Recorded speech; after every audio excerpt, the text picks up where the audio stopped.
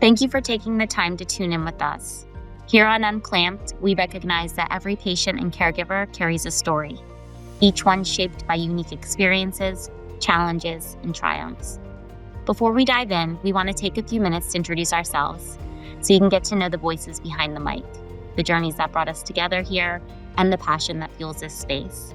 Because this isn't just a podcast, it really is about community, and every story matters. Hi, everyone. Welcome to Unclamped. Today, Gabby and I were hoping to talk about being a caregiver, nutrition support, and what that really looks like through all stages. So we're going to start right at the beginning with hospital to home. We each have a very unique and different circumstance on what hospital to home means when it happened in our journey. Gabby, do you want to share a little bit about your experience and what that hospital to home situation looked like? Yeah. So, hi everyone. I'm Gabby. So, my son was born with vanishing gastroschisis that led to short bowel syndrome, and so we spent the first 7 months in the hospital before going home. At first, we were in a NICU for 4 months, and then we transferred him out of state, NICU to NICU, for another 3 months. So, yeah, it was hard. It's a lot. Um, I hope. So wait, so when you sorry, Gabby. So when you say that you transferred to another hospital, like what exactly did that look like? Was it within your state or Yeah, no, so it was out of state. It actually took a lot of advocating to get there. I had to I was a young mom. I had to beg the doctors to kind of like help us and sign the forms, and I reached out to people on social media, nonprofit foundation that helped us a lot, and yeah, it took a lot of work, but we got him there. Um, Once we were there, like we never came back home. So we just decided that we were moving, and we found a little apartment in the city and we moved. now did you have any family in the area that you moved to or were you just by yourself? No, yeah, I was by myself, me, Tony, and that's it. We had our two little dogs. Oh my gosh. Yeah. Yeah. No, that must have been so after you said it was 7 months that you guys spent in the NICU? Yeah. So what did that look like? Like when you were finally ready to bring him home?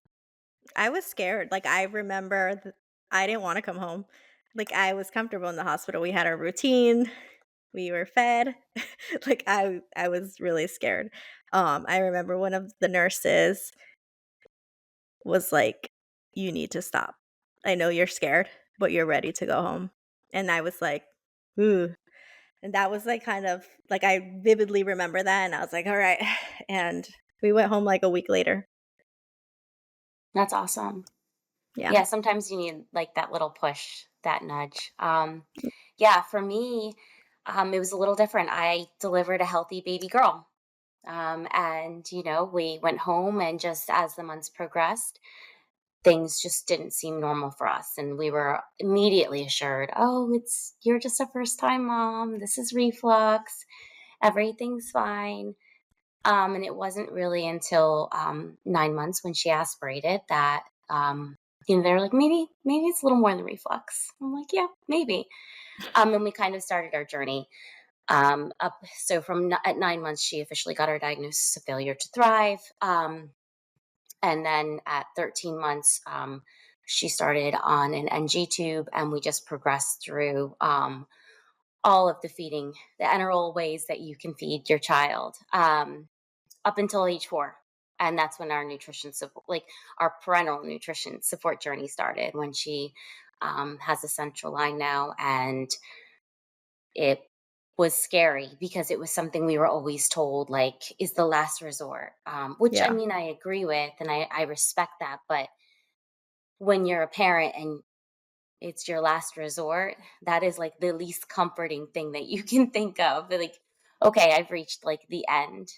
And that's what it felt like. It felt like it felt like, where do we go from here? You said this was like the last resort. And when we Yeah. actually took her home, I I was like, wait a minute, like this is scary, no doubt, but like this is doable. And like Yeah. her quality of life has actually like improved exponentially. So while I appreciate, the hospital system and the way, we're taught and trained like that's the last resort, um, I wish that wasn't I wish that I had felt empowered kind of like in your situation. I think that was really great. Yeah. Did you find that it was like what led to her being on nutrition support? Like, did you know you needed it? Like, did they say, "Oh my god, she needs this"? Was it, like, easy to get? Yeah, so she would fail her enteral feedings. And then it got to the point where she had limited access. She Mhm, was chronically dehydrated. And she would have intermittent intussusceptions. And that would kind of cause like an ileus. And we would just sit in the hospital, ramp up the feeds by 5 mLs, get to goal, go home, and then kind of just start the process all over again. So it was just like a constant revolving door of like in and out, and no one really wanted to pull that trigger. mm, Like that's why we were very discouraged, and it got to a point where it's like, well, then what do we do? You know what yeah, I mean? Um so I wish that I mean, you have to tell people that it's scary because it is, but I think yeah, that celebrating that we're doing it, right? Like, and things are great. Thankfully, I always tell people that I'm thankful when we're on, and I celebrate when we're off. yeah. So yeah. Did you ever find like a point where you really had to like advocate like in your journey with him? Because how old is he now? He's 9. Okay, yeah. So within the 9 years, like, when did you feel like you kind of like had to take on yet another role of being like an advocate? Yeah, I think literally, like, the day he was born, like, I didn't know he was gonna be even, like, go to surgery, and so, like, I started asking questions right then, and it was I was kinda learning as I went. Um, in the NICU, he had a lot of times where things went wrong, and I just kept asking questions. I would look on the internet, I started going on social media to connect with parents to, like, literally educate myself because I had no idea what was going on. Um, but yeah, I think, like, as a caregiver, it's just you have to advocate and you have to ask questions so you can no one's gonna sit you down and tell you all about their diagnosis, all about nutrition support, like, what to do. You kinda just learn as you go. Mhm. But yeah, I mean, even now, I advocate all the time for him, like, for his quality of life while he's in school, sports, like, everything. It's constantly advocating and, yeah, spreading awareness. Yeah, What about no, you? for sure. Yeah, so like for me, like before I had kids, I would have been like, oh my God, mother's intuition. Like, okay. I mean, I have to admit that, but honestly, after I had her, I just like felt like I just knew something was wrong. I mean, there were symptoms, obviously, that were leading me to that, but it just didn't feel right. It didn't feel right to dismiss it as reflux. It didn't feel right to just tell me, oh, this is post viral gastroparesis and she's going to grow out of it. Don't worry. Those were things that were said, and, stones weren't unturned, and it was just kind of dismissive, to the point where, I mean, my daughter wasn't improving, and I could tell. I didn't know what was wrong, right? I mean, but I knew something was wrong. And I feel like it was the most helpless feeling to be saying that to her doctors who, were taught at a young age are like healers, and they can Yeah, fix everything, to not be listened to.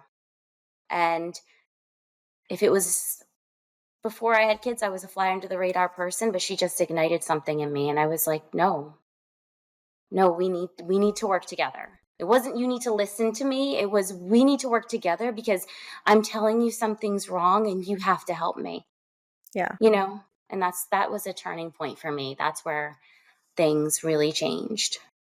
Yeah.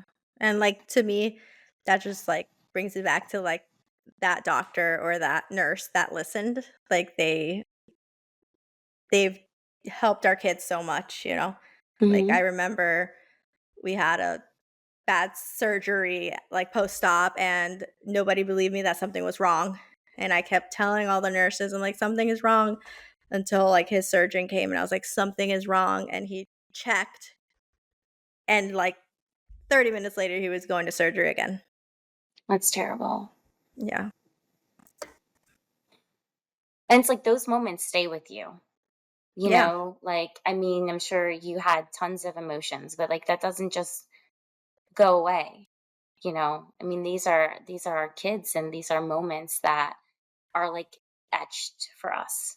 And it's hard to kind of navigate that and still let them grow and be, Yeah. and find autonomy and all of those things. It's really challenging.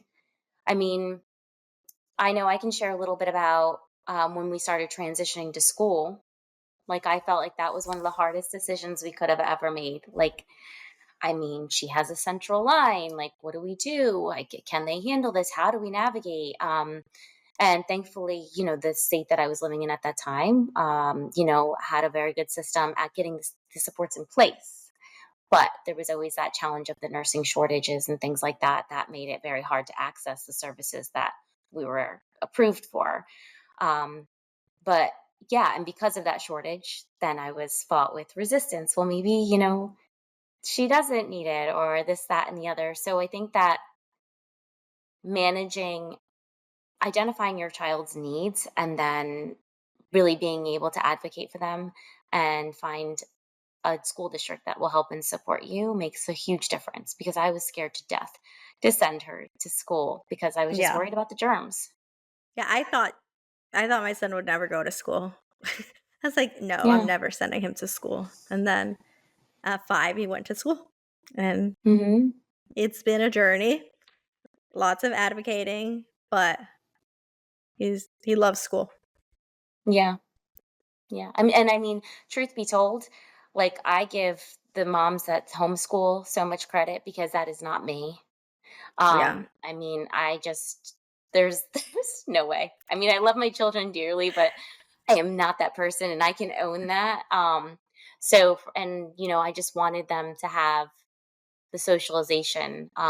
So for us, that those two, mainly me, were the reasons why, we did actually, we're like, this is going to be what's best for them and for our family situation, is for them to go to school, and just try to assimilate. But it was hard. I mean, there were a lot of hard moments.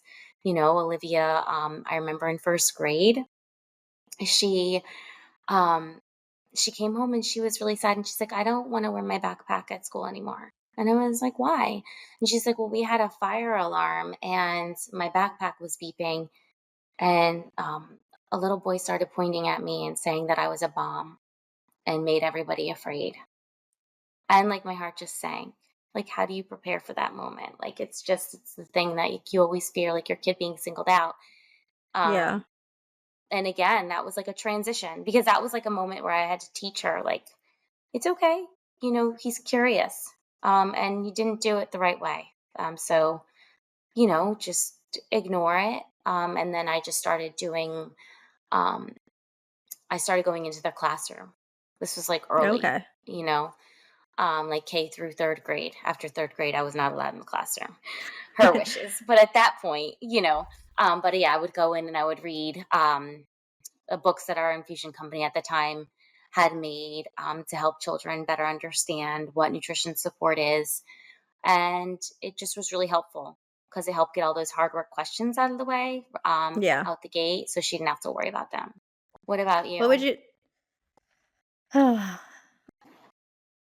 I think I mean, our initial, like, entry to school was pretty easy, like, he had a lot of needs, it was transparent what he needed to go to school, so, um, as he got older, it's really hard, like, I think for us, like, it's really hard that he doesn't look sick, you know, and Yeah. I have to constantly remind people, like, he has a complex medical condition that impacts his daily life and everything he does. Like, even if you can't see it, there's a reason for everything he does.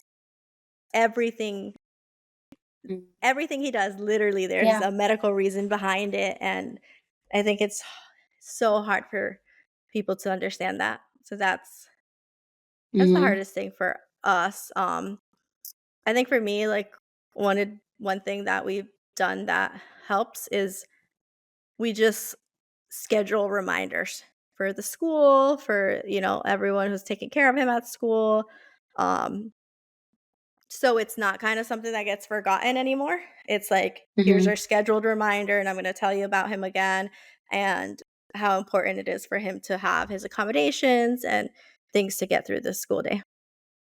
Yeah. No, that's smart. And has your school been accommodating for the most part, or Yeah, yeah, yeah.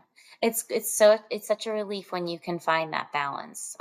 yeah. With helping them really understand the needs, and then being able to put the support services in place, because it's such a struggle, and some parents give up. Some parents are like, forget it, I'll just do I mean, homeschooling. there's times I felt like giving up, and it's Right? okay, like, I mean, I could say there's times, like, maybe we gave up, and then, like, we took a couple Right. days or weeks, and then we, like, went back to it because it's just a lot, Hmm. and people don't No, it see is. why it's a lot. People don't see that, like, after school, you have a whole schedule to follow, so Hmm. Yeah. No, for sure. It's funny when you said that there's always a medical reason for something. That I remember Olivia was about 8 years old, and I took her to one of her cardiology appointments, and it was in August. And she was like laying on the floor. Like, and I'm like, oh my God, this is so embarrassing. Like, will you get up? Like, stop playing on the floor. She would not leave that floor. Her hands, like her palms, she was just her any bare skin because she had shorts and a t-shirt on. And I'm like, I just was so embarrassed 'cause she wasn't listening to me.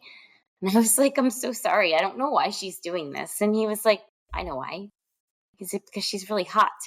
Like, he's like, she has like, temperature fluctuations. Like, she's probably really hot right now and it feels good. And I was like, oh, okay, that that makes makes sense. So sense. maybe she's not being like just defiant and making me look like the worst mom ever. Maybe there's a reason. So, Yeah, um, yeah, I found that with Olivia too, even with her behaviors, or if she, you know, especially now as she's older, she can be highly emotional, yeah, which could be for a multitude of things, but that like mood change or sensitivity, definitely, like, I'm like, okay, are you dehydrated? Like, what's yeah, going what's on? going on? Yep. Yeah, yeah. Now, how does is hooked up during the day at school or no? No, he's just 11 hours, just, Okay. 11 Yeah. hours, so he's not hooked up during school, like, he does get, like, enteral stuff in school, um, Okay. but it's not that bad, like, he's happy with his schedule, does bolus Right. feeds, so yeah. Good. Yeah. Yeah. Both Olivia and David are 10 hours overnight. So for the most part, unless they're feeling like they need extra hydration, are pretty free. And that's been huge because that wasn't always the case for Olivia. It's been a huge game changer. And I'm really happy, and thankful that we were able to get there, because I know when you're hooked up all day, it's like hard on your back. And it's just, it takes a lot out of you, I want to get Olivia one of those For Me sports bras, like, that Oh, for corrects your posture? posture. Yeah, because I'm like, that's I want one. amazing. And I feel like, yeah, I mean, I want one. I need one, but I'm like, that would be so helpful. Yeah, so that's been our journey and what we've dealt with. I mean, and it's ever changing, you know. Um, I sent Olivia to college for summer session, and now she's there for fall semester. So Like, that what was would be, that's like, one college tip that is, like, makes a very oh different gosh. Okay. like, just one. Okay, you could Just do 2. one. Okay. Um, they'll figure out how to get their delivery. It's Okay. okay. Like, you'll figure it out. So they'll get their TPN. Yeah. And I think I made a medical binder. And I Okay. kind of, yeah, I mean, she can do her own care, but in case someone else has to step in, like especially like a skilled nurse, or if she goes to the ER, I just wanted her to have, like, this is what we do. These are my allergies. It has my insurance cards. It just has everything, how to get in touch with her team so that she, can share that with whoever needs to help if it ever gets to that situation. Yeah. Very awesome. Yeah. Yeah, I know. It's been really scary. It's been a lot of sleepless nights. Um, But she's doing amazing. yeah, yeah, she's doing it. She wants to do early childhood education. She felt like when she was younger, especially up until 5, and then in and out of the hospital for line infection rule out, that she had a lot of gaps. So she really wanted to make sure that there's something in place for younger kids. So she Yeah. really wants to plug in with like the chronic needs population Yeah. to help with those gaps.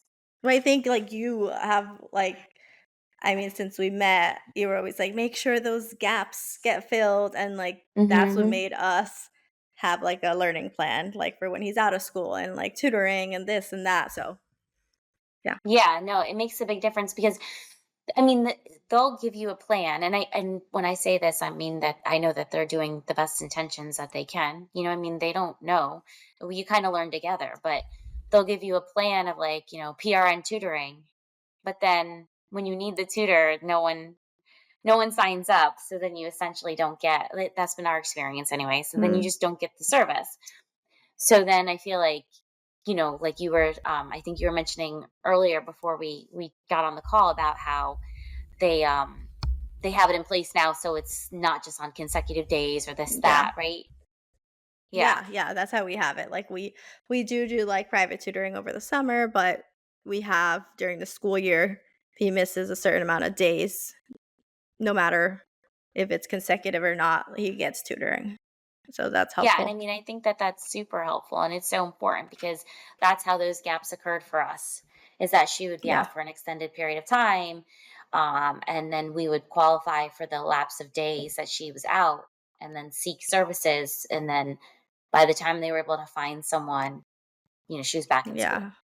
Yeah, I mean, it's So, definitely a learning curve because it took us a couple years to have a good plan in place, but, yeah, I mhm. think we got it, and it's Yeah. all a journey. Yeah, no, for sure. And our school was so great. So in 7th grade was when we really noticed that Olivia had a major gap. And we knew that, she always wanted to attend a 4-year university after high school. So we had to do something like really fast to close this gap. And one of the things that our school did implement outside of more regular tutoring, was the robot, or they called it the double, Yeah, tell which us was about the super double. awesome. Yeah. So essentially the double is just an iPad on a Segway, but she can control it from her laptop. So the robot acts as her at the school even when she's home. So if she needed to stay home because there was an uptick in illness, in the school going around, if she just needed a rest day where it was like she was well enough to attend but not well enough to go through the whole like process of getting there, that she could attend, or if she had a lot of doctor's appointments and can only push in at certain times. So it really helped minimize those gaps of when she really was missing instruction. So she would just Hmm. go, like, a friend would usually help walk it. Oh, And then she would navigate it like with her own control from her laptop to each class. So it's like she was there. yeah, that's awesome. Yeah. And I mean, like, and she had mixed feelings about it. I'm not going to say she loved it because it did get extra attention, but on those days where she really didn't want to miss, and she, knew that she was falling behind, it was such a lifesaver. Yeah, that's super cool. I've never seen one, like, till I think I saw it, like, in a paper, right? Like, it was in a Yeah. newspaper or something? Yep. Yeah, yeah, Yeah. till then. Yeah. I mean, there's so much to unpack with with being a caregiver. I mean, because there's also like the burnout aspect, Yeah. which, especially having two on TPN, I mean, caregiver burnout is real. Like, can I Oh, just yeah. say that? Like, um, it's been a real process and an evolution for both my husband and me. Um, and the division of responsibility and just really finding a rhythm, so that you don't get burned out. Like, I hit that point like about 2 months ago, and I was like, I just need help. Like, and he's great. Like, he helps me so much, but I was like, the Yeah. tasks aren't leveling out. I mean, and that's all I needed, but I needed to ask for that help, because if I That didn't, and I gotten better about that over the years, yeah, that's is like, hard. To ask for help right? is like a Yes. skill that you learn. Yes. Yeah. And I I'm mean, I'm still thankful. working on Yeah. that. Yes. Ask for help, because it is a blessing. It really, it helps in so many ways, because and I'm lucky enough to have someone who's receptive and was like, "Oh, okay. Like, yeah, Yeah. you just got to let me know." And I know not everyone's that fortunate, but anywhere you can reach, whether it's a partner or a friend or a sister or a mom or an aunt, like, I think it's so important to be able to be like, this is too much. Like, Yeah. I need a break. I need a timeout, or I need some support. We want to thank you for tuning in with us on Unclamped. We hope today's conversation reminded you that every diagnosis holds a story, one of strength, compassion, and connection. We want to give a heartfelt thank you to our sponsor, Avivo RX, for their commitment to supporting patients and families through their nutrition support journey. Their dedication makes conversations like this possible and provides a platform for the patient voice. We'd also love to hear from you too. If you have a story to share or a topic you'd like us to explore, reach out anytime at nutritiongroup4all@gmail.com. And be sure to find us on YouTube, follow along on our social media, and listen wherever you get your podcasts. Thank you.